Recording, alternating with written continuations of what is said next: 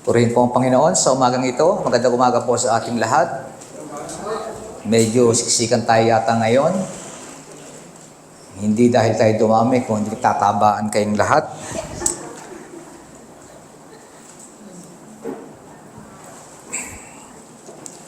Sa umagang ito ay ating pagsasalusaluhan ang salita ng Diyos. Pero bago lahat tayo muna po'y saglit. Dumulog sa ating Panginoon, magpakumbaba po tayo sa Kanyang harapan sa umagang ito. Aming Diyos, kailangan po namin ng iyong biyaya at habag sa umagang ito. At sa aming pong pagharap sa inyo, aming Ama, matagpuan mo nawa ang aming mga puso na patuloy na kumikilala sa iyong kabutihan. Nagpapasalamat sa iyong lahat ng ginawa sa amin. Tulungan mo po kami ng iyong mahalagang mga mensahe na nais mo pong sabihin sa amin sa umagang ito ay aming matanggap. Bigyan mo po kami ng pananampalataya na ang bawat salitang aming maririnig ay patuloy naming nasain na may sagawa sa aming mga buhay. Amin Diyos, kayo po ang patuloy na mangusap sa aming lahat. Kahabagan mo po kami, patuloy na pagpalain sa aming pakikinig. Sa pangalan ng iyong bugtong anak, ang aming Panginoong Jesucristo. Amen at Amen. Ang ating kaligtasan, ang buong istorya ng pagliligtas ng Diyos ay ginawa ng Diyos mula sa simula hanggang sa katapusan. Siyang gumawa lahat. Tayo tinawag niya at pinawalan sala sa pamamagitan ng pananampalataya. Hindi sa pamamagitan ng lahat ng ating ginawa. Kung hindi tayo pinatawad, pinawalan sala sa pamamagitan ng ginawa ng ating Panginoong Jesucristo. Doon tayo tinawag ng Diyos. Doon tayo ginawang mga anak ng Diyos. At patuloy na tayo'y nililinis. Patuloy tayo'y pinambabanal ng Diyos matapos tayong tawagin at iligtas at patawarin sa ating mga kasalanan. Hindi pa rin sa pamamagitan ng ating kakayanan, kung hindi sa pamamagitan ng paggawa ng banal na Espiritu. Mga pinakamamahal, ito po ang buod ng ating buhay pananampalataya upang maging kawangis ng ating Panginoong Hesukristo. Tayo tinawag ng Diyos at isinailalim sa Kanyang pangunguna. Siya ang ating hari. Siya ang ating Panginoon, na siya rin nating Ama. Kaya mahalaga na naunawaan natin na kapag tayo'y hindi nagpapasailalim sa Diyos, nagpapasailalim tayo sa ating mga sarili. At iyon ang buod din ng mahalagang katuroang ating itinatalakay sa pamamagitan ng pagtuturo ni Apostle Paul. Tayo nasa ilalim ng Diyos sa Kanyang pamamahala, sa pamamagitan ng Kanyang biyaya at kagandahang loob, hindi sa pamamagitan ng kautusan, na nagre-represent, of course, ng ating sariling paggawa, ang paggawa ng laman. Ating napag-usapan ng mga nakaraang sermon, especially in chapter 4, na ang kautusan ay binigay para maging ating panandaliang tagapamahala. Law was given to be our temporary guardian, our temporary manager. Ito ay habang hinihintay natin ang dating ng Panginoong Jesucristo. Makikita natin yan na ang batang maliit, ang bata pa lamang, kailangan niya ng iyaya. Kung hindi ang mga magulang ang gagabay sa kanya, kailangan niya ng nani. Hindi po ba? Na siyang kanyang panandali ang tagapagngalaga hanggang hindi pa siya lumalaki, hanggang hindi pa siya nagkakaedad, hanggat hindi niya pa kayang tumayo sa sariling niyang paa. So bilang tagapangalaga, bilang bata pala, of course, restricted tayo sa lahat ng kanyang galaw, di ba? Hindi niya pwedeng gawin ang gusto niyang gawin. Lahat yan ay nasa pangangalaga ng nag-aalaga sa kanya. Yung mga bagay na alam na makasasakit sa kanya, hindi niya pwedeng gawin. So wala siyang sariling karapatan kung hindi nasa ilalim siya ng pangangalaga ng kanyang iyaya. Ganon din naman tayo. Bilang mga anak ng Diyos, tayong lahat ay alipin, ang sabi nga ni Paul, yung mga elementary principles of the world. Ano yan? Tayo alipin ng kasalanan, tayo alipin ng kamatayan, at tayo alipin ni Satanas. God utilized the law to hold us, to sustain us, to protect us. Pero dapat nating tandaan, that's only temporary. The law was not given to save God's people. Hindi binigay ang kautusan para tayo iligtas. Sabi ko nga kanina, ang kautusan na ibinigay para habang wala ang ating tagapagligtas, habang wala ang Mesaya, tayo'y mapangalagaan ng Diyos. At doon tayo lahat isinailalim ng Diyos. Mga kapatid, walang na-born again nung siya'y bagong pinanganak. Di ba? Kaya nga, ang born again, anong ibig sabihin? Kapanganakang muli. Pangalawang kapanganakan. Ibig sabihin, walang ipinanganak na ligtas nung siya ipinanganak ng kanyang magulang. Kaya sabi, born again. Walang ipinanganak sa mundong ito na siya ay ligtas. May panahon na kung saan tatawagin tayo ng Diyos para tayo pawalang sala mula sa kadiliman papunta sa kaliwanagan. Sabi ng chapter 4, verse 4 ng Galatians, in the fullness of time, God sent forth His Son to save and to give the freedom from the tyranny of sin. Ibig sabihin, Christ set us free.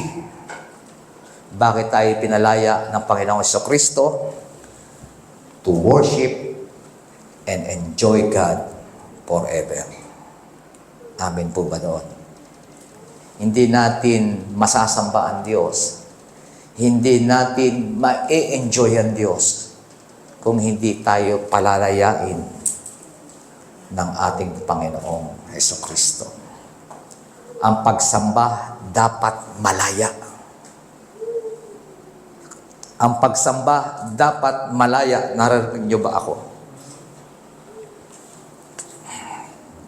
Sabi ng verse 1, for freedom Christ has set us free. Stand firm therefore, and do not submit again to a yoke of slavery. Maraming sinasabi sa atin patungkol sa pagpapaliwanag ni Paul patungkol sa justification by faith. At paulit-ulit kong sinasabi, ang pagtuturong ito sa mga taga-Galacia, napakahalaga sapagkat ang doktrina na narito, ang mabuting balita, the only one true gospel, ay nagde-define sa atin, justification is by faith alone.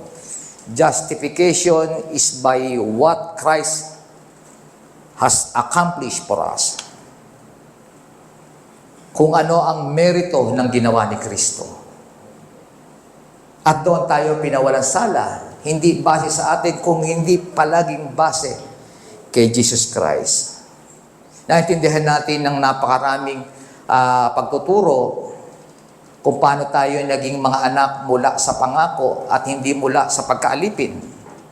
Naintindihan na tayo mga anak ng Diyos at tagapagmana ng buhay na walang hanggan. That's because sa ginawa ni Kristo, sa ginawa ng Diyos, dahil tayo'y pinawalang sala. At ang palagi ngang ating matutunghayan sa salita ng Diyos, si Christ set us free. Si Jesus, si Jesucristo ang nagpalaya sa atin. Ang freedom ay nakuha natin sa pamamagitan ng Panginoong Jesucristo. Kayo'y malaya na, sabi ni Paul. Kaya panghawakan ninyo ang kalayaang meron kayo. At wag na uli kayong magpapasakop sa lahat ng mga gawa ng kasalanan. Freedom means Christ liberated us from sin. Sinabi ko na kanina, yung cost ng sin. Ano yung cost ng sin? Yung kabayaran ng kasalanan, kamatayan. At kay Satan. Tatlong bagay na patuloy na umaalipin sa ating lahat.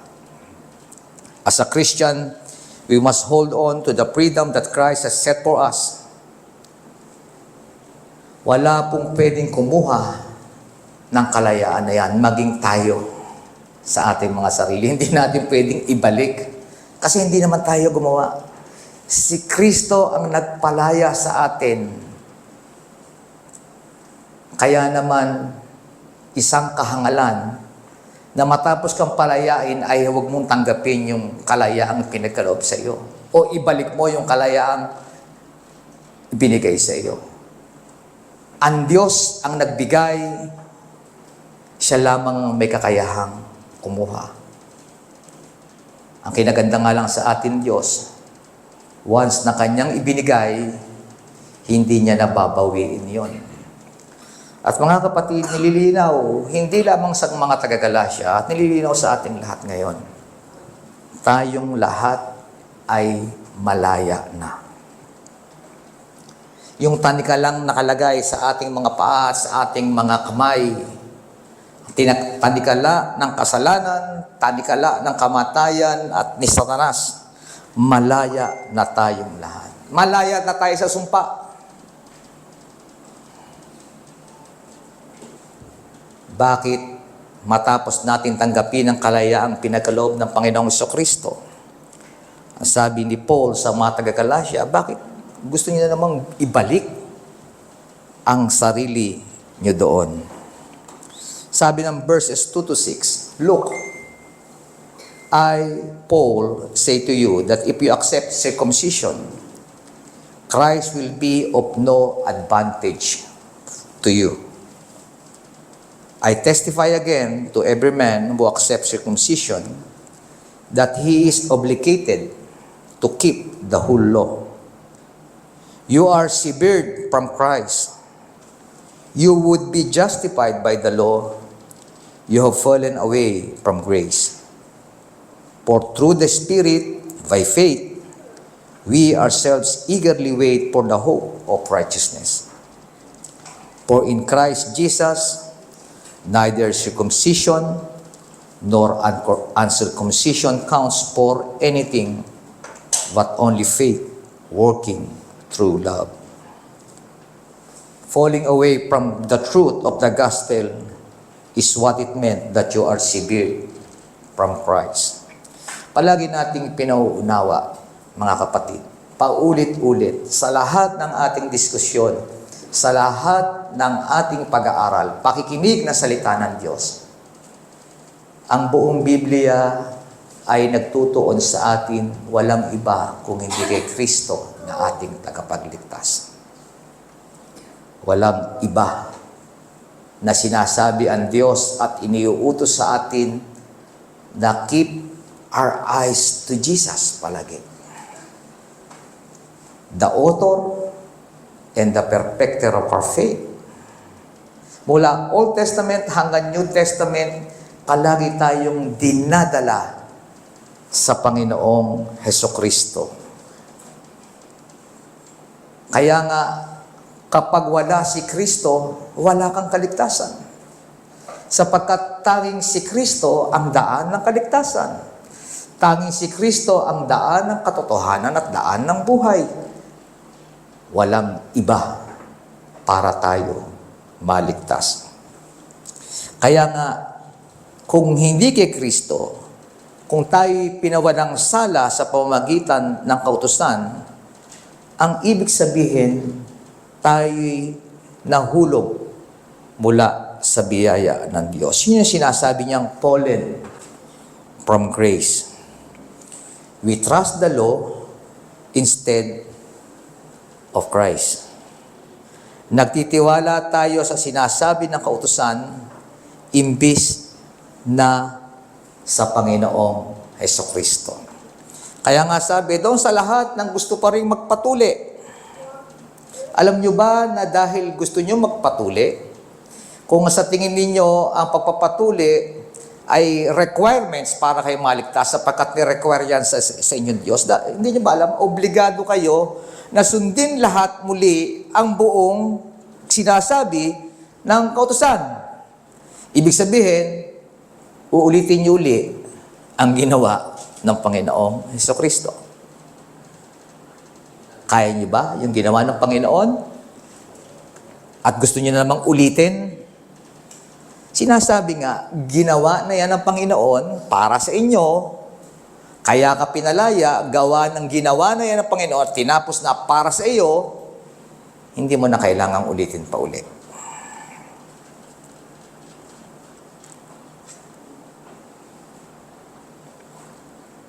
Dapat din tayong maging maingat, mga kapatid. Tunay nga ba na sa ating pananampalataya, kanino ba tayo nagtitiwala? Sa ating paglilingkod o sa ating Panginoon? Tayo ba'y naririto para ipakita, ipagmalaki ang ating paglilingkod o dahil sa ating Panginoon?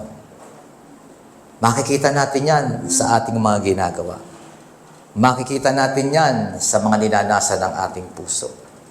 Maunawaan natin yan sa mga prioridad natin sa ating mga buhay. Maunawaan natin yan habang ina-apply natin ang ating pananampalataya sa pamamagitan ng ating mga pagmiministeryo. Trusting the law means we trust our own capabilities, mga kapatid. Ang pagtitiwala sa kautusan, ang ibig sabihin, pagtitiwala sa kung ano ang ating magagawa, na siyang kabaliktaran ng justification by faith alone. Hindi po ba? Hindi ba kayo nakukulili ang tenga ninyo at palagi nilang sinasabi yun ni pastor sa inyo? Pero yun ang sinasabi ni Paul for the last 2 chapters, last 3 chapters, mare. Justification by faith alone. Sapagkat yun ang gospel. Yun ang daan ng kaligtasan. Yun ang kaligtasan natin tinanggap. We are justified. We are not justified by law, but we are justified through the Spirit. Muli, pinakita na naman ni Paul yung contrast kung ano yung law at kung ano yung Spirit. Our freedom and the righteousness of our faith. Tayo pinalaya at iginawad sa atin ang righteousness ng Panginoon sa pamamagitan ng ating pananampalataya. Ito ang paggawa ng banal na Espiritu sa ating kaligtasan. Kamakailan ay aking ipinost sa Facebook ang sinasabi ng Belgic Confession, Article 22, na napakahalaga na nagiging paalala sa ating lahat. Lagi ako nagpo-post ngayon ng Belgic Confession every week sa ating FB page. para makita nating mabuti at pag-aralan. Baka kasi nakatuon na lang kayo palagi doon sa tanong doon sa ating chat group. Yung mga bagay na ipinopost natin, mahalaga rin na nauunawaan natin at palagi nating binabalikan. So yung article ng Belgian Confessions ay meron din naman Tagalog niyan. Kung gusto nyong i-search sa computer, sa internet, meron din naman Tagalog niyan. Pero napakaganda ng title, The Righteousness of Faith. Di ba? Wala tayong righteousness. Pero merong righteousness yung ating pananampalataya.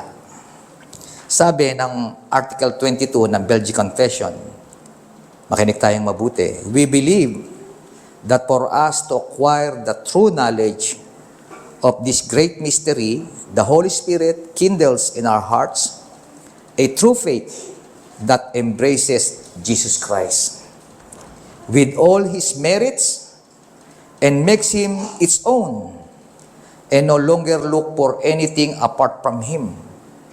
For it must necessarily follow that either all that is required for our salvation is not in Christ, or if all is in Him, then those who have Christ by faith have His salvation entirely.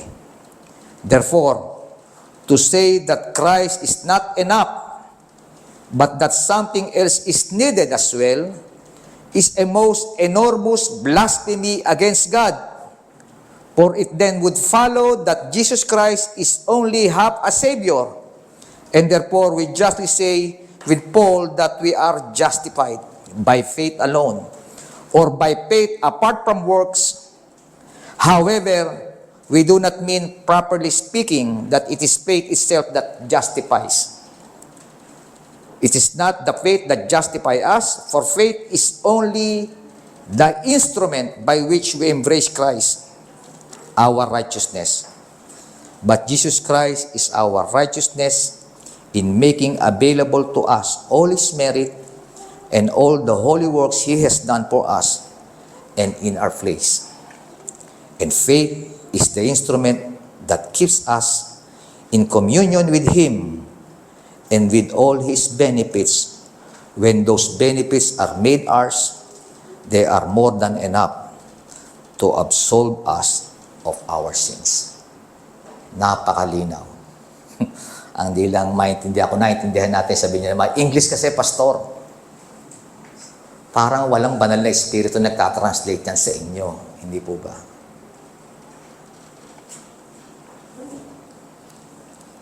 Binigyan tayo ng faith as instrument, pero malinaw na sinasabi, hindi yung faith ang nagliligtas.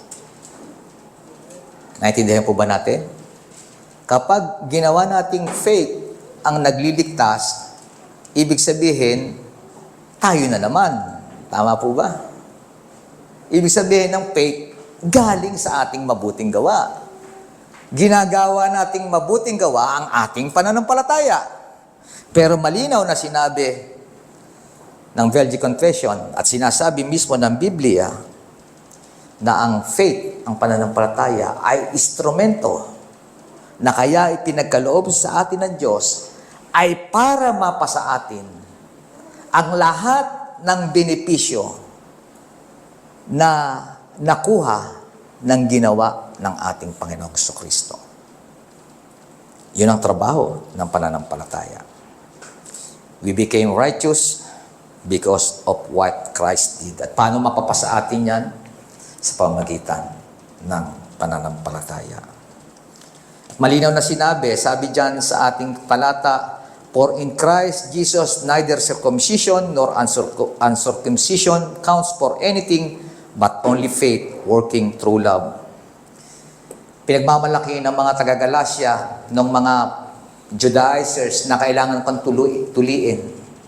Alam niyo, pag ikaw ay sinircumcise, ibig sabihin, mas mataas yung level ng spirituality mo. Ganon ang ibig sabihin. Mas mataas ang posisyon mo sa harapan ng Diyos kasi ikay tuli. Palaging merong partiality. Palaging merong mas mataas. May hierarchy palagi.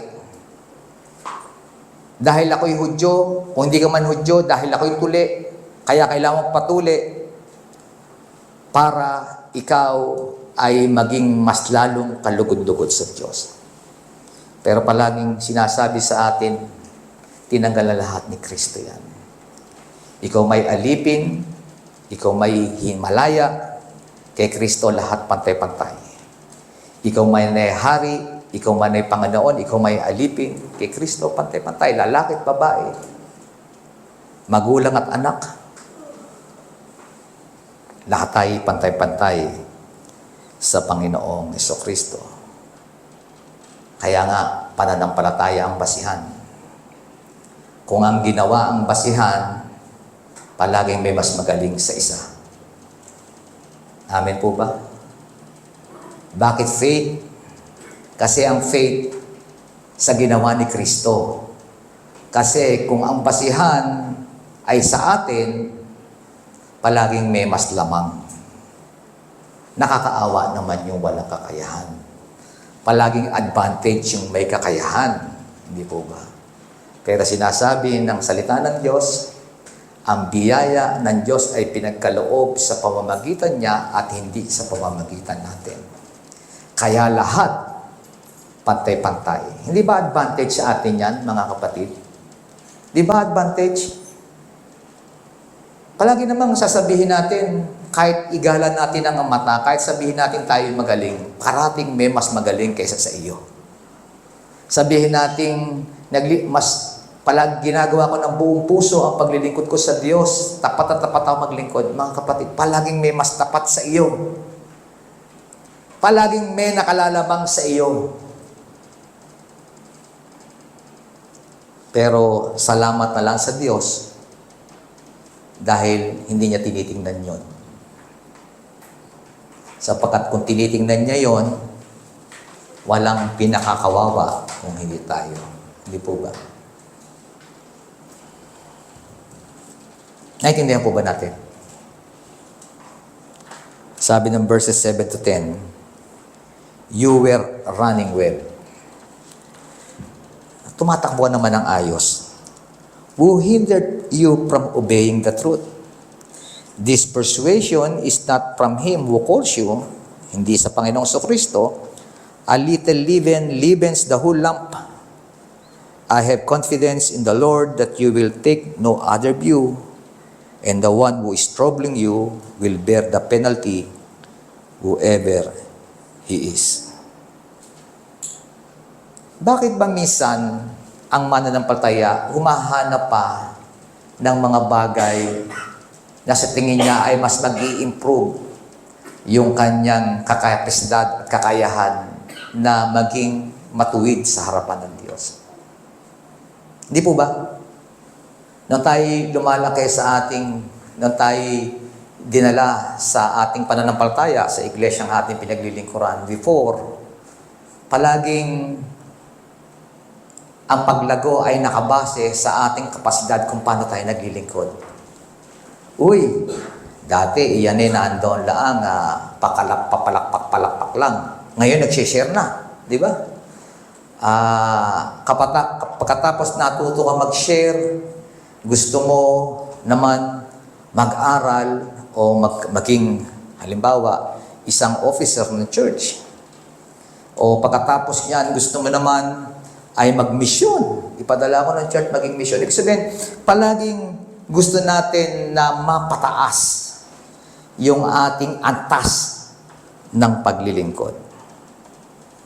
At kapag tinignan natin ang isang mananampalataya na nandoon lamang at simple na sumasamba sa Diyos, na palaging nagkakamali, palaging palpak yung kanyang ginagawa, nananampalataya siya sa Diyos, pero imbis na makita natin na siya'y lumalago sa kanyang pananampalataya sa pamamagitan ng pagtaas ng kanyang antas ng pagsamba at paglilingkod, nandoon lahat nananatili pa rin na palagi pa rin taas, baba. Paano sinusukat ang ating pananampalataya? May panukat ba ng ating pananampalataya? Wala. Yun ang totoo. Wala. Paano natin nakikita na ang Kristiyano ay tumatakbo ng ayos at hindi? Tanging Diyos ang nakakaalam. Kung ating paigiralin ang ating pakiramdam, ang ating pagkaunawa, titingnan natin ang sarili, titingnan natin ang ginagawa ng lahat ng nasa tabi natin, laging merong comparison. Laging hindi ako karapat-dapat. Hindi ba nararanasan? Kahapon ang ganda-ganda ng feeling ko na ginawa ko, ngayon parang baksak na baksak. Ibig sabihin ba, you're not running well? Kaya nga, muli, ibinabalik natin doon sa pananampalataya. Hindi tayo basihan, kundi basihan ang ginawa ng Panginoong Hesukristo. As long as we abide in Christ, we are running well, mga kapatid. Amen po ba? Marami rito nanghihina. So, hindi ko naman sinasabing kaya nanghihina, lagi kayong late sa Sunday school. Pero maaari rin.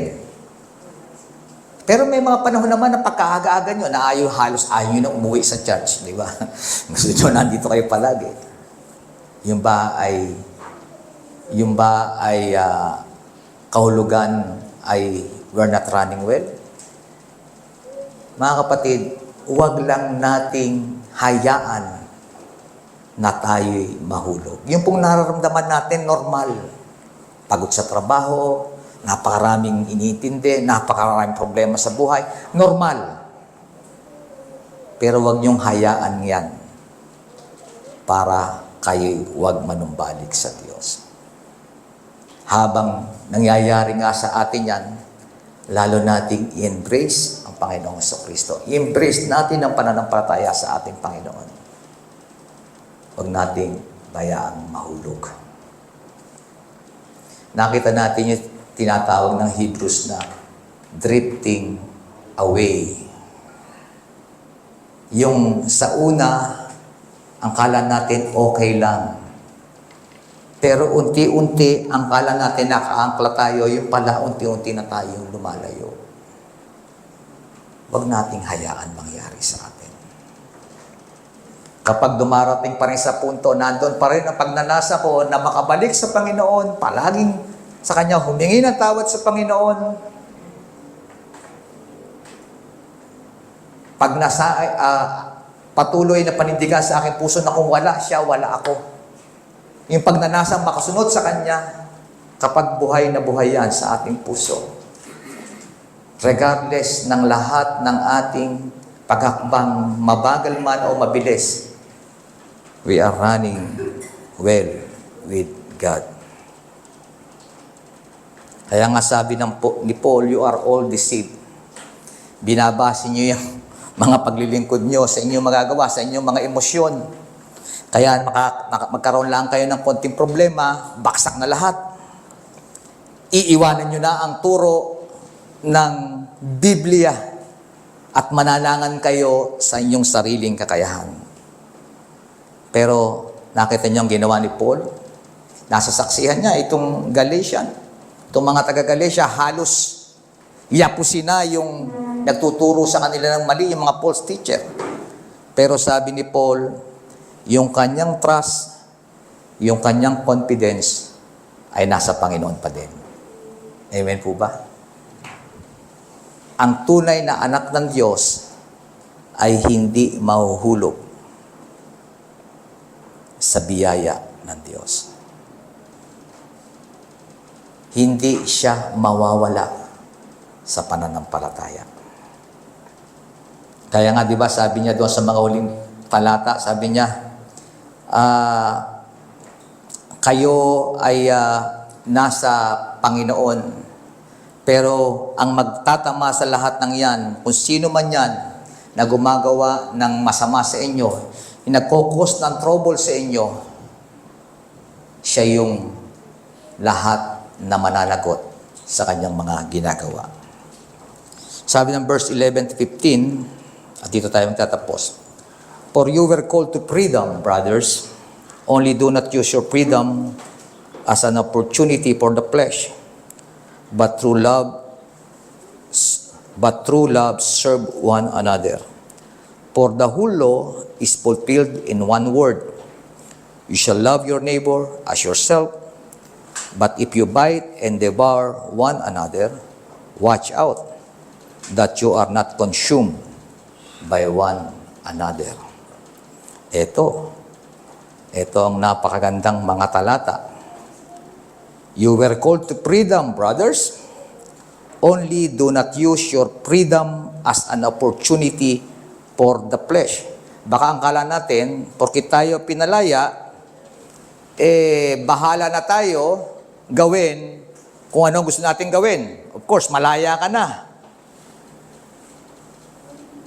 Ibig sabihin, hindi ka na bind doon sa kautusan na sinasabi rito. Pero, tunay nga ba naganap tayong malaya? Ang napakagandang pagpapaliwanag dito ay matatagpuan naman natin sa Westminster Confession of Faith. Kasi sa Belgic, walang malinaw to. Pero dito, binigyan ng pagtalakay. Chapter 20, Westminster Confession of Faith, Christian liberty and the liberty of conscience. Gusto kong basahin sa atin. 4. Ano ba yung liberty? Yung kalayaan. Hindi na another word for freedom, ha? At yung kalayaan ng ating konsensya. Okay? Meron ba nun? Kalayaan ng ating konsensya? Tingnan natin sinasabi. The liberty which Christ had purchased for believers under the gospel consists in their freedom from the guilt of sin.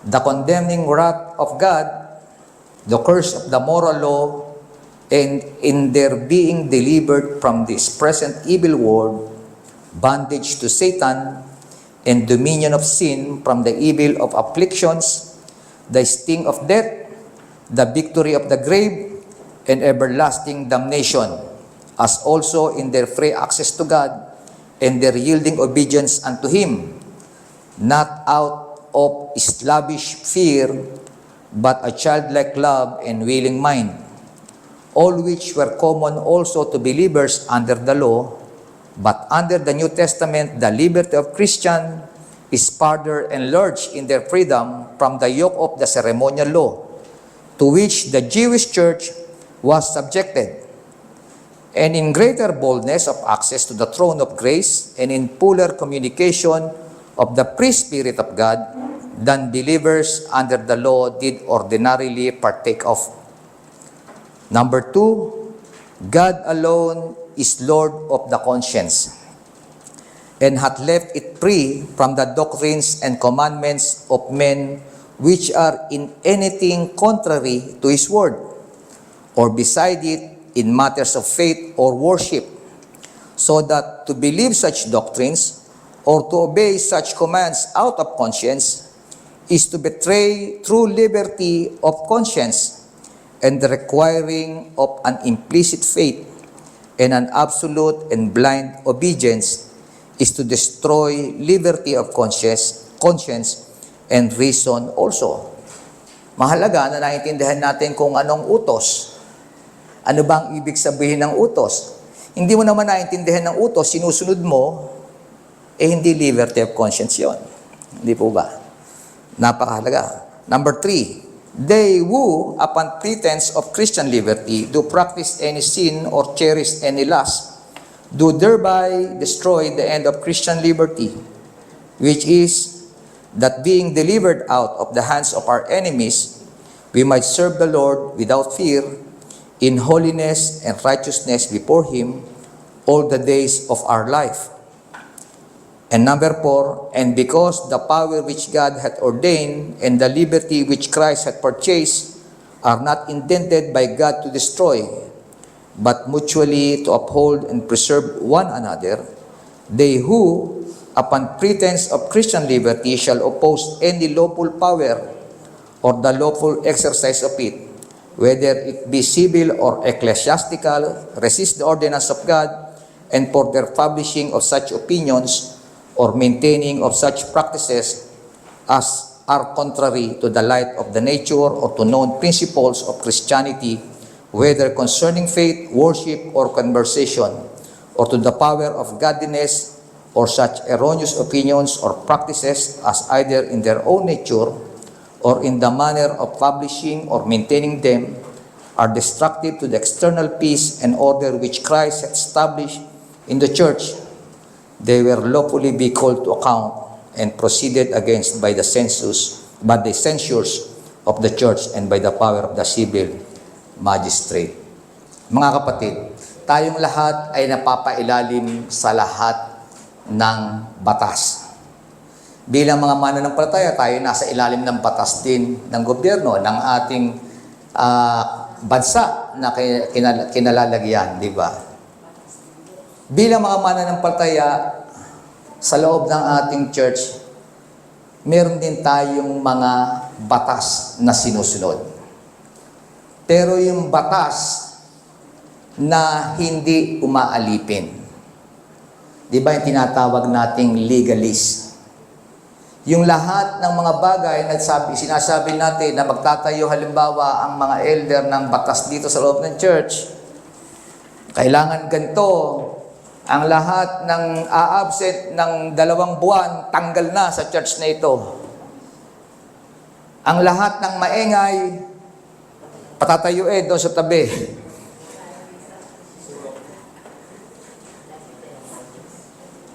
Mga batas na nakita nating dumidisiplina para maintindihan niya kung nagkakasala ba siya o hindi. Mga kapatid, yung mga ganoon, yung pagdidisiplina na pinatutupad natin, ginagawa, hindi po natin pwedeng ipatupad dyan bilang sa legalistang pamamaraan. Palagi pa rin nandoon ang pag-ibig. Ano po? Sa tingin natin, sa takbo na tayo binigyan ng sinabi ng salita ng Diyos na ang kautusan ay nilagay ng Panginoon sa ating mga puso. Sa pamamagitan ng konsensya na sabi pinaghaharian ng Diyos, alam natin kung tayo nagkakasala o hindi. Bilang mga mananampalataya sa pamamagitan ng pakikinig ng pagmamahal natin sa Panginoon, sa pakikinig ng lahat ng sinasabi ng salita ng Diyos, binibigyan tayo ng kaunawaan kung ano ang mali at kung ano ang mabuti. Nakita natin ang ating kapatid na medyo nagkaroon ng napakagandang hikaw, naninilaw sa kanyang kwintas. Di ba? Sabi natin, sa mga mata nating mapanurit, akala mo naman kung sino to. Nakadisplay pang lahat ng kanyang alahas. Di po ba? Teka, ang tanong, may nagbabawal pa. Nasuot niya ang kanyang alahas. Tingin natin, nakaw, mayabang yan. Hindi sa Diyos yan, mayabang yan, pagayabang. Gusto niyang isuot ang kanyang alahas. Sa isipan niya, gusto niyang isuot. A sense of passion sa kanya. Hindi naman para pagyabang. Gusto niya lang isuot. Meron siyang alas. Hindi niya isuot. Gusto niya isuot. Ang tanong, nakakasala ba siya? Kung sa isipan niya, walang masama sa ginagawa niya, hindi siya nakakasala. Pero, mga kapatid, meron din namang mga ginagawa na hindi niya alam na masama pala yung ginagawa niya. Pagka-ikli-ikli naman yung suot mo. Kung makaupo ka naman, lagi ka nakabukaka. Di ba? Sa tingin niya, ay hindi naman masama na magsuot ako ng maiksing damit. Ang problema, bukaka ka ng bukaka. Kailangan iparim sa iyo na kahit sabihin mo hindi ka maikli ang damit mo pero nagiging katitisoran ka naman ng iba, nagkakasala ka pa rin. Meron tayong kalayaan gawin ang mga bagay na dapat natin gawin. may mga nasa puso natin na sinasabi ng salita ng Diyos kung tama o mali, ano ang kanyang gusto, ano ang hindi niya gusto, alam natin lahat.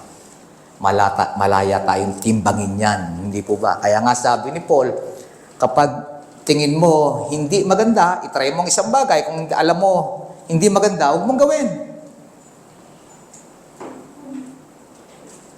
Lahat ng kontra sa konsensya ay hindi pananampalataya. Tandaan natin. Napag-usapan nga namin yan kay Pastor Anthony. Masama ba mag-chess? Hindi. Di ba, partner? Hindi masama mag-chess.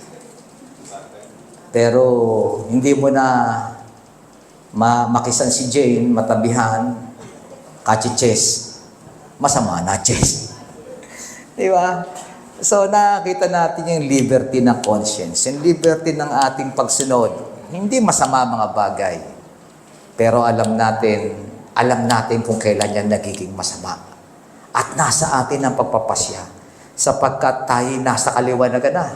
Nasa atin ang banal na Espiritu para makita natin ang mga bagay-bagay. We have the mind of Christ, sabi nga ni Paul.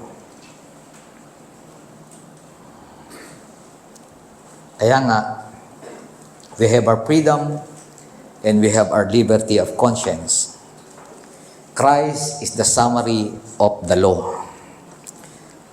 Ang lahat ng buod ng kautusan ay walang iba kung hindi ang Panginoong Hesukristo. Hindi masama ang kautusan. May gamit yan.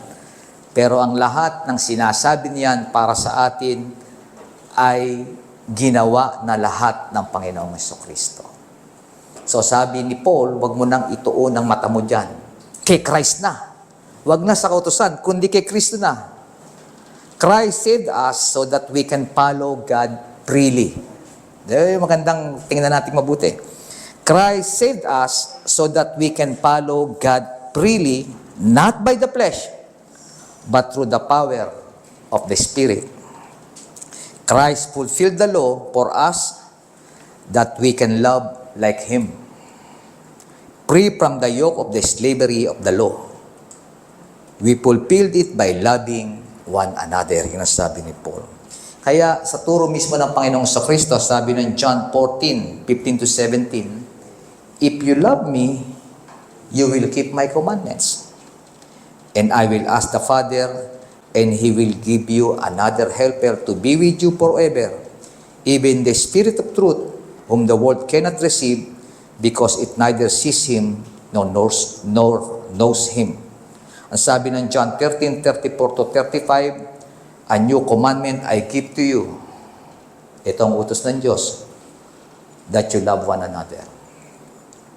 Just as I have loved you, you also are to love one another.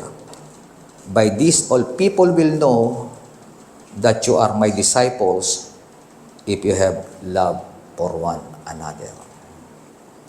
Hindi ang pagsunod sa kautusan. Kung hindi, ang puso mo ba ay sumusunod sa Diyos para magmahal? Because yun naman ang summary, di ba? Love God and love one another. Yun ang kabuuan ng lahat ng kautusan.